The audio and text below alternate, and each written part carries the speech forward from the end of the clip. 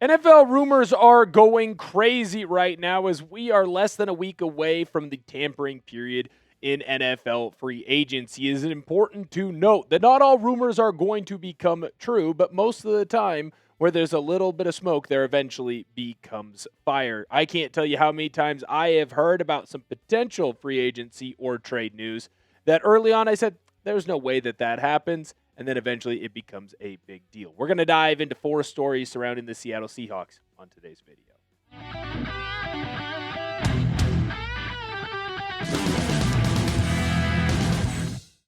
This is Seahawks Today. I am your host, Will Ortner, and right now there are a ton of rumors swirling around the Seattle Seahawks. A couple of those rumors are because of 2 big news stories that actually happened yesterday that we reported on the show. And then a couple other rumors are just things that we've been hearing, things that have been popping up, things that could potentially end up being something big. What are the 2 big news stories? Well, we'll dive into those first because this came to us from The Athletic's Michael Sean Dugar. And he said yesterday that the Seahawks had tendered the exclusive rights of free agent safety Ty Okada and running back George Halani.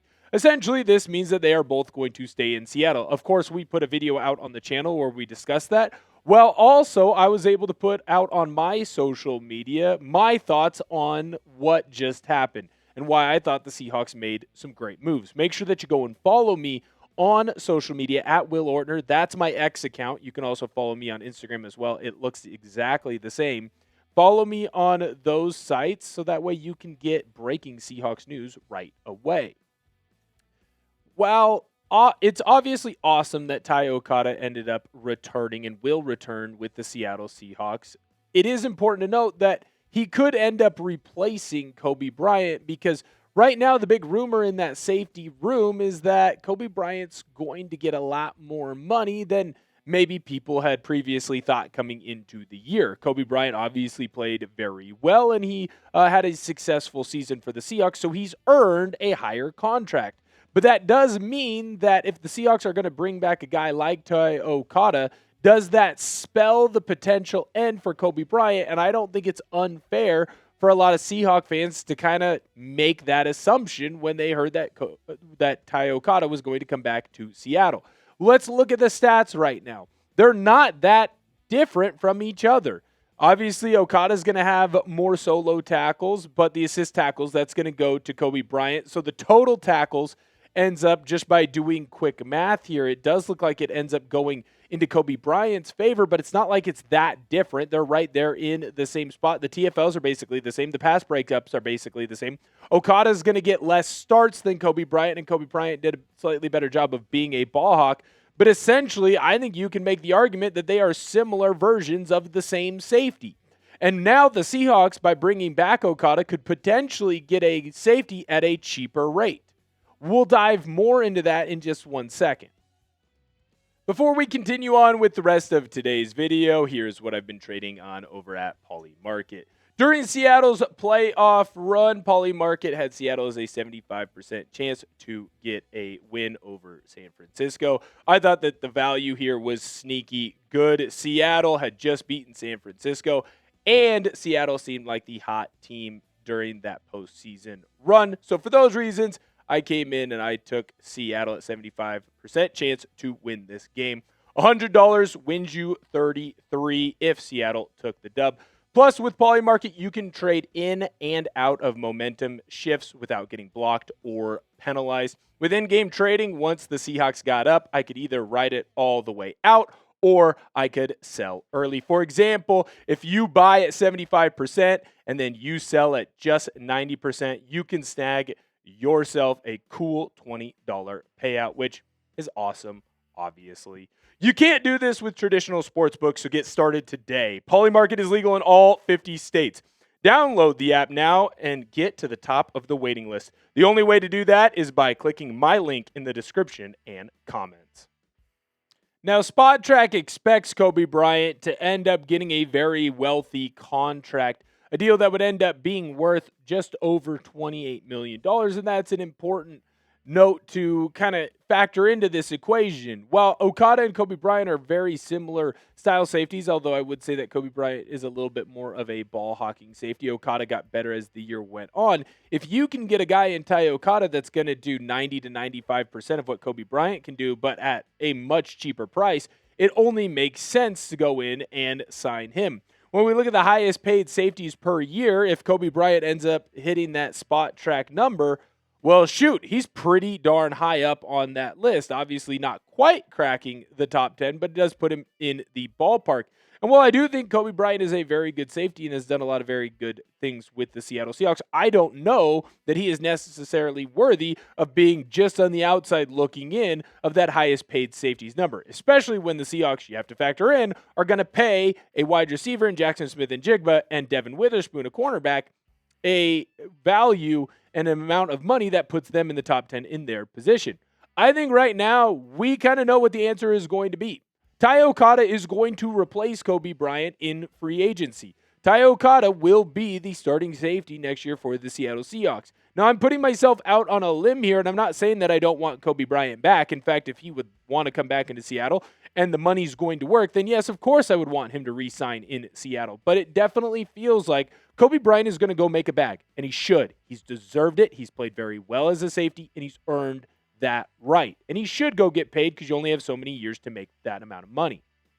But I think it's in the Seahawks' best interest if they can get Tai Okada, who I believe is going to do the exact same thing or very similar to the exact same thing.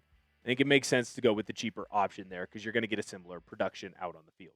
Will Coby Bryant re-sign in Seattle? Let me know down below in the comment section. I do want to hear your prediction, yes or no. I do feel like I think we know where Coby Bryant is going to go. Next position that we need to talk about with some major rumors is that running back position. And hey, stop me if you've heard this before. Kenneth Walker's free agency is being talked about here on Seahawks Today. It does feel like K9 is a part of every show because he's the biggest thing going right now in free agency.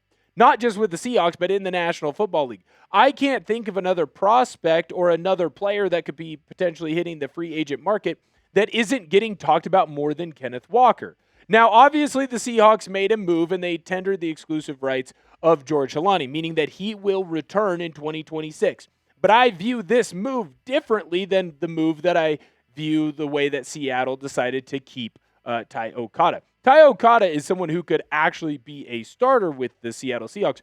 George Holani, I do not believe is going to be a starter or even that number 2 back necessarily for the long term in Seattle. Now, when you look at the stat line, it's obviously important to mention that he was the 3rd running back, so he's not going to get as many touches. It's also important to note that he did have an injury, so he ended up missing quite a bit amount of time. You didn't really see Holani after that Titans game until the postseason, but when Holani had the football in his hands, I felt like he did a very good job. I like George Holani. I want him to stay in Seattle. I think that George Holani can have a lot of success in Brian Fleury's offense. I also believe that George Holani is more of a 2 or a 3 running back. He is not someone who's going to be a number 1. So the Seahawks bringing back Holani, in my eyes, does not mean that they will not pay up to go get Kenneth Walker. It does not mean that they think that they have found someone to replace Zach Charbonnet or they think they're going to be good if Kenneth Walker decides not to re-sign in Seattle. I think that what they did is they said, hey, we have a guy who fits this offensive scheme, who if he continues to improve and continues to play the way that he has been, we can find an avenue for him in this offense. We can find a lane for him. He does a great job on special teams as well. But I do not believe that George Holani is going to be the replacement option for Kenneth Walker. Kenneth Walker's decision in free agency is going to move mountains because wherever he decides to go, whether it's the New York Giants or he ends up in Kansas City or in Seattle or a different option, it is going to be a cataclysmic event in free agency because you're going to see a bunch of other running back dominoes start to fall as soon as he makes his move. Every position group has that number 1 guy. And the minute that number 1 guy makes his decisions, it makes it easier to kind of slot everyone else where they need to go. The Seahawks are not going to go into next year with a coming off an ACL tear and ACL surgery, Zach Charbonnet, and just George Holani. It doesn't make sense. Will they add another running back in free agency? Will they be able to re-sign Kenneth Walker? We're going to find out about that here in just a moment. They could even make a trade. But at the end of the day, George Holani, him being brought back is more of a special teams move as well as a two-bridge running back until Charbonnet gets back to where he can be fully healthy. The next rumor that I want to talk about is one that as soon as I heard it, it made my skin crawl. And then I kind of thought about it a little bit more, and it's like, okay, this kind of makes a little bit more sense. The wide receiver room right now in Seattle, obviously the Seahawks want to go and get Rashid Shaheed, and they want to bring him back to Seattle. But there is one wide receiver in San Francisco by the name of Jennings, who is actually being tied to the Seahawks. And we're going to talk about that more in just a minute, but I got to let you know about this sweet Seahawks Today t-shirt. $24.99. Go grab yourself one today. Let everyone know that you are a real one. We got it in the navy as well as the black. Super comfy t-shirt. Really enjoy it. First one to go and grab themselves one of those is going to get a shout out in a future show. And it's the beginning of March, which means you only have a limited amount of time. Go get your Seattle Drinkin' team shirt today. We've got it in the green as well as in the navy. Super affordable, by the way. Only $29.99. We're going to have the link for this t-shirt and the Seahawks Today t-shirt in the comment section and description of today's video. All you got to do, you click that link. It'll take you right where you need to go. Are the Seahawks poaching Jennings? Because it does feel like there are strong ties between Jennings and the Seahawks if the Seahawks do not end up re-signing Rashid Shaheed. Now, how would Jennings get to Seattle? It would all be based on him being a plan B or a plan C option. He would not be someone that the Seahawks were targeting as their number one. But you do have to remember, Jennings, he played with new offensive coordinator Brian Fleury in San Francisco. He's been someone who's had some success, and he fits a role that the Seahawks kind of don't have right now, which is a bigger-bodied wide receiver that can be targeted in the red zone. Aaron Schatz of ESPN had this to say on Jennings and why he linked him to the Seattle Seahawks. This signing would achieve a couple of goals for the Seahawks. It would give them a receiver to replace Rashid Shaheed if he leaves in free agency. Furthermore, Jennings is a strong run blocker, and the Seahawks still want to be a run-first offense. New offensive coordinator Brian Fleury is familiar with Jennings from his time in San Francisco, and adding Jennings would bring the benefit of taking away from an important division rival. And I do think that that is important to kind of note on that, yes, the Seahawks would love to take away from an important division rival, but at the same time, it's not like they're designing their entire free agency around stealing a player or poaching a player from San Francisco. When you look at the last 4 years for Jennings, obviously the last two have been the most fruitful. He has had to deal with some injury issues, but so does everyone in San Francisco. There's something about electricity or something. I don't know. Whatever. We don't have that in Seattle. Now, obviously, the yardage number isn't going to be crazy high. The reception number isn't going to be crazy high. But what I do want to point out is the touchdown number that Jennings continues to have. He has a lot of success at getting open in the red zone, and he's strong and he's physical, something that most corners in the National Football League are not because, well, they don't want to take on a physical route-running wide receiver. So Jennings definitely would be able to have a role, kind of maybe expanding upon a Jake Bobo type of a role, which Bobo has been able to use to a lesser degree in his couple years in Seattle. Now, what I find fascinating about the Jennings move is that he hasn't been well received in Seattle. Seahawks fans don't really like him. Seahawks players don't necessarily really like him. He's not really the guy that I would say, yeah, he should be the plan B if Rashid Shaheed decides not to re-sign with the Seahawks. That said, I do get why some of the national media are pointing a role for Jennings or putting Jennings with the Seattle Seahawks. He would fit in a role that they don't really have, or at least they don't really utilize right now. And he's going to be someone who's going to be a little bit more cost effective. He's not afraid to run block. He's the type of player that you hate when he's on the other team, but you love when he's on your team. He kind of fits into that Draymond Green role, I guess you could say. I would personally say that I don't really want Jennings in Seattle. I think I'd rather just see Jake Bobo get expanded upon in that role because I think he can do the exact same things. Big, strong, physical receiver, can win in the low red zone. A.J. Barner has also shown that he's had a lot of success in the low red zone, coming away with a bunch of touchdowns there. So Jennings isn't my first choice, but it is someone to at least keep an eye on as a potential target for the Seattle Seahawks. The Seahawks should sign Jauan Jennings in free agency. Let me know if you agree with that statement down below in the comment section. You can disagree with it as well. And whatever your opinion is, make sure that you say it with your chest down below in the comment section.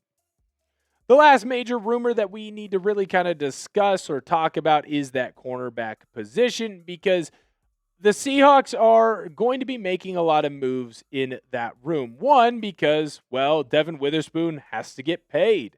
And the Seahawks are going to want to give him an extension, and they don't want to necessarily put him on that fifth-year option, which, of course, the team does have the option to do, and they can wait all the way up until May to do that move. But it definitely feels like the Seahawks are going to try and get a deal done with some of their free agents. Obviously, Riq Woolen and Josh Jobe are free agents going into this year, and either one could leave in free agency. There's going to be a lot of moves in that cornerback room, and it's why the Seahawks have been linked to drafting a lot of different cornerbacks in this upcoming draft, because even if the Seahawks re-sign Spoon and re-sign one of these corners, well, they're still going to have an open spot.